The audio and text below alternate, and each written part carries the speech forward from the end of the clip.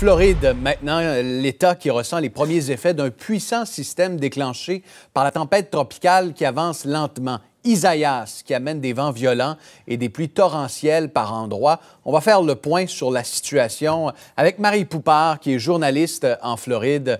Bon dimanche, Marie. Bonjour, Pierre-Olivier. Alors, vous êtes situé dans le comté, le magnifique comté de Palm Beach. Quelles sont les conditions actuellement?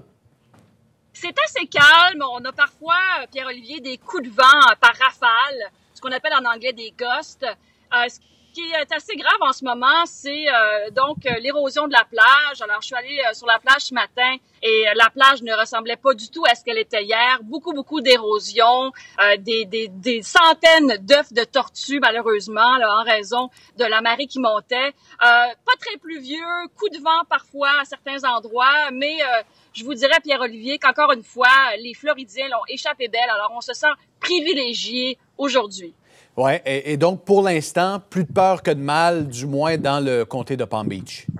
Tout à fait, mais les autorités floridiennes nous rappellent que c'est un bon wake-up call, si je peux me permettre l'expression. En fait, on nous passe le message que nous sommes en pleine saison d'ouragan. Elle débute le 1er juin pour se terminer à la fin novembre et qu'il faut en tout temps être préparé.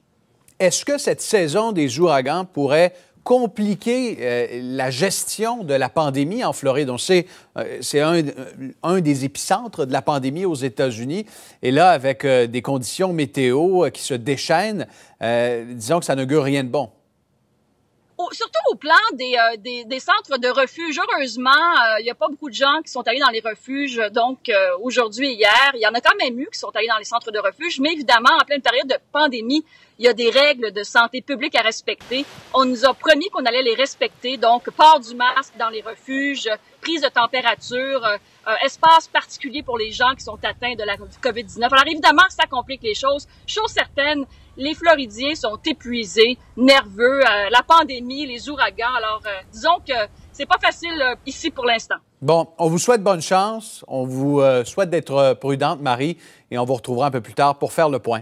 Merci. Merci. Bonne journée. Bonne journée.